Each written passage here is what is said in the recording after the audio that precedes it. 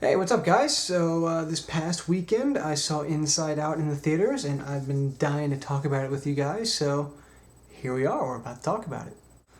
First things first, though, for the video, I want to talk a little bit about channel stuff, and then talk about some other Disney news going on, because it's actually been a big week, a lot of stuff been going on, and then we'll get to the movie. So, stick tight, we'll get to the new Pixar movie at the end, so you gotta stick around for the whole time. First of all, with channel stuff, obviously the release schedule has been a little bit slower than I would like. Most of you who have been with the channel kind of know why that is, but for those of you who are new, my work schedule, especially in these few months, gets a little bit hectic, and it gets to the point where I just don't have a lot of time to be doing side stuff, and this is one of those things that kind of gets lost in the shuffle sometimes. So again, I will try to get out as many videos as I can and try to work on them as much as I can, but these lapses are gonna happen, unfortunately. Thank you guys for sticking with me and all that stuff, and I haven't seen too many people getting too upset when we go a couple weeks without a video. But yeah, so the next video, I'm trying out something new. We'll see how it works. But hopefully that'll tentatively come out next week. Again, it's kind of a busy week for me this week, but hopefully that will come out next week, and then Jungle Book will be after that. So on to some Disney news. The big thing that I want to talk about really was the closures that have been announced. Over the past few weeks, we've seen more and more things at Disney World announce that they're closing, and this week was no different. The big ones this week were the Magic of Animation out in Hollywood Studios, or the soon-to-be-changed Hollywood Studios, and Disney Quest were both announced that they will be ending their run soon. The thing with a lot of these attractions closing is that it is sad, because a lot of us have built up, these great memories with a lot of these places. I know, me personally, I'm gonna be sad to see Magic of Animation go. I know it's a shocker that I like the animation place, but yeah, it is always sad to see things go, but it's necessary, unfortunately. I mean, I look at something like Disney Quest. The last time I was in Disney Quest, man, it must have been 4 years ago now, and I just remember thinking, it's cool, but it's very outdated, and it's one of those things where Disney Quest was really built to be on that cutting edge of technology, and when all of a sudden that technology that you're using isn't on the cutting edge, it starts to become just ordinary, and I think that was the case with Disney Quest. So it is something that either needed a major overhaul or unfortunately needed to go. Disney decided on the latter, so these things happen. I think it's interesting that they're putting in this NBA experience place, especially considering how the whole ESPN zone kind of flopped. But who knows? Maybe a more focused approach with just the NBA will work better. But yeah, I mean, when things close again, it is unfortunate but necessary. The only way that a park can evolve and change is by closing things and changing things up a little bit sometimes. So again, sad to see these things go, but at the end of the day, I do think it's probably for the best. And really, I'm curious to see what's going to go on with Hollywood Studios over the next few months and really the next few years, because they are in the middle of that rebrand. They're going to be changing the name, and I think that once they change the name, we'll get a better idea of what they're going for right now. Right now, it's kind of a hodgepodge of things.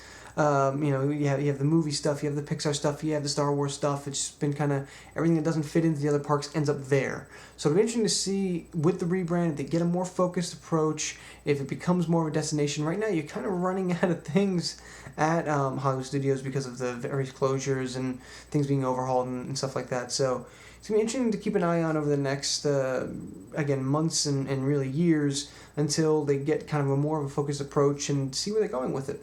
But alright, enough of that stuff. On to the movie now. Again, quick aside before we start to get into anything, I will likely be getting into some spoilerish territories. So if you haven't seen Inside Out yet and you don't want anything spoiled for you yet, pause the video now, go watch Inside Out, come back, and then we'll talk about it. Alright, so first things first, the short in front of it, Lava. I thought it was a cute little short. I didn't think it was anything like, the pinnacle of Pixar animation or anything crazy like that. I thought, it was well done. The song was cute. The animation was nice. The story was fine. I thought it was again, I keep using the word cute, but that's really the way to describe the short. It's a cute little short, and there's not much to really say about it. we'll see. I'm curious to see, because again, we have another Pixar movie coming out later this year, which means another Pixar short. Curious to compare the two. It'll be one of the first times we have two Pixar shorts in the same year to really compare and see which one was better. But yeah, I liked Lava, no complaints for it. And on to the main movie. Wow, I really, really enjoyed Inside Out. I thought it was well done, just across the board. And I was talking to some other people about this earlier, about how there's times with Pixar and Disney movies where you look at it and be like, wow, okay, that was a very good children's movie. This I thought was a very good movie. Just, again, all across, I thought it was extremely well done. And really, this is the Pixar that I think a lot of us have been missing recently. I mean, the big knock on Pixar recently has been they're very sequel heavy. They're they have their IPs that they know, and that's what they're sticking with. And we're still gonna have a bunch of those coming out, over the next few years. You look at Finding Dory is gonna be coming out. You look at The Incredibles 2. You look at Cars 3. Obviously, the Toy Story 4. And in the past couple of years, we've seen another Toy Story. We've seen another Monsters Inc. So it was refreshing to see a new IP and a new original movie from Pixar, and it was refreshing to see how well done it was. Again, I think that Pixar is at its best when they're taking difficult and complex subjects and they're putting their spin on it. I mean, there's nothing easy about the concept of Inside Out. I remember when I first heard them announce and talk about their ideas for this, and they said, the basic premise of it was that it was going to be take you inside the head of a little girl. And I remember thinking that that's going to be tough to conceptualize. It's really a complex issue, but I thought that they did a marvelous job with it. No pun intended, it is a very emotional movie, and there's a lot going on there, and it's really heavy, and there's a lot of difficult stuff to kind of wrap your head around, but I thought they did a good job with that. I thought it was a very good job taking the emotions and making them strong characters. They may not have been complex characters because, again, anger is anger, fear is fear, joy is joy. But there's still a little bit of complexity there, and they work so well together and off of each other that it made for an interesting dynamic in her head. And the dynamic of the character Riley, based off of these emotions, it made her more complex. And I thought they did a very good job of balancing the story inside Riley's head and inside Riley's world, and more outside of her head, because I found myself caring both about what goes on inside her head and what's going on with the various emotions and the stakes that are at play there, as well as what's going on outside of Riley's world. So again, very well done there. And honestly, I like the progression of the movie and the progression of the emotions. When we first start, we're looking at very simplistic setup in terms of joy gives you happy memories, and anger gives you angry memories, and sad gives you sad memories. And that's all well and good, but then as we move along and towards the end, now we're starting to see memories that are happy and sad, or angry and scared, or happy and angry, and it ends up making for a more complex kind of setup for Riley. Even her personality islands. I mean, we saw the 4 big ones that are kind of the focal point throughout the movie, but then at the end we see there's like 6 or 7. We see that the emotions have changed, because in life that's what happens. Your emotions, they get more complex. Your personality gets more complex. So it was, I was happy that Disney, or the Pixar rather, actually went that route and actually showed that your emotions do change, your personality does change, things do evolve, things do change and get more complex.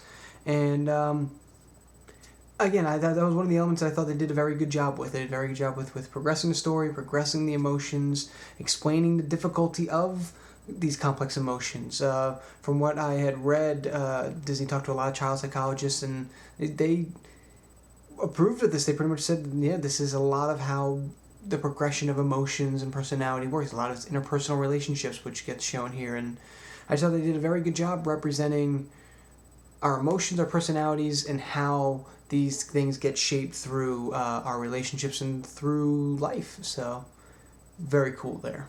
And I like that Pixar didn't shy away from anything. They didn't oversimplify things for us. I mean, we're dealing with concepts of, like depression, dealing with the concept that sometimes sadness is needed. Sadness sometimes is the most important emotion, and it can lead to happiness. That's heavy concepts, especially for a family movie. But again, I thought that they were well handled, and again, I felt invested watching throughout. I never felt like they were trying to overreach, and I never felt like they were patronizing the audience or trying to talk down or oversimplify things. I mean, the concept of, imagination, the train of thought, and all that stuff, they were made easier to understand, but they also weren't shying away from the complex, and they weren't oversimplifying things in that, it's very simple if you're doing a story about an 11-year-old girl to make them kind of like a trope, make them a stereotype in that, oh, well, they love pink and they love this and that. Riley was very complex and that's very modern, and I appreciated that. I appreciated that they weren't, taking any cop-outs on this. They had an idea, and even if it was complex, they weren't going to shy away from it. And man, again, there were just some emotional parts of the movie. I mean, it's interesting how in the build up to the movie and in the marketing, that's what I was looking for, in the marketing for the movie, you never saw the character of Bing Bong, and then it ends up you get to the movie and Bing Bong is this kind of important character, and it has really the big emotional moment in it, and that was the moment where he's in the kind of abyss. That's the moment that really kind of stuck with me. I don't know about you guys, but that's the one that, I went home and thought about afterwards. So it's interesting sometimes how marketing works out, how this character Bing Bong that I didn't even know was in the film is the one that stuck with me so much. And visually, the movie was very cool. They did a good juxtaposition of colors and non-colors to kind of lead you through the emotions of it. And I thought that one of the very cool sequences was, it was the sequence they were talking about abstract thought, and kind of seeing the cool visual differences and change with that. It was very kind of surreal and very, very cool. I thought it was it was different to see in a Pixar movie. It was different to kind of see these straight lines and shapes as opposed to the more rounded computer figures. So it was very well done. So yeah, I mean, I'm kind of at a loss for more to go into the movie other than that it was really, really good, and that's really all I can say. It's probably the best Pixar movie they've had out since Toy Story 3, and probably their best original movie since, I want to say, Up. So yeah, definitely if you're a fan of Pixar, you absolutely have to see it. Even if you're not, I'd recommend seeing it. Like I said, I thought it was just a good movie in general, and it's been doing well at the box office, which is always encouraging. It's always nice to see. You see people complain about too many sequels and all that stuff, so it is nice to see that when Pixar does roll out something original, people are going to support it and people are going to see it, because that will encourage them to make more original stuff and to make more stuff like Inside Out, which I don't think any of us are going to be opposed to. And really now the ball's in the court of the Good Dinosaur. We're starting to see the teasers for it. I know there's been a lot of turmoil behind the scenes with this one, so I'm very, very intrigued and very curious with how this is going to come out. And Inside Out has made a high bar for the Good Dinosaur to come out, so it's going to be interesting to compare the two Pixar movies at the end of the year and kind of see which one is better. Alright guys, so I'm going to get out of here. If you guys like Disney news, I am putting together a playlist for all the various Disney newses that I've done over the last, I guess, year and a half or so. Jeez, I've been doing this for a long time.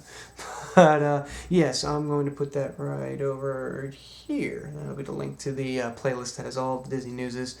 So yeah, subscribe to the channel. I'll put the little link right there. And hopefully I will be coming back with you guys next week with the next Disney Guy review. Or with the next Disney Guy video. So, yeah. See you guys next week, hopefully. Bye!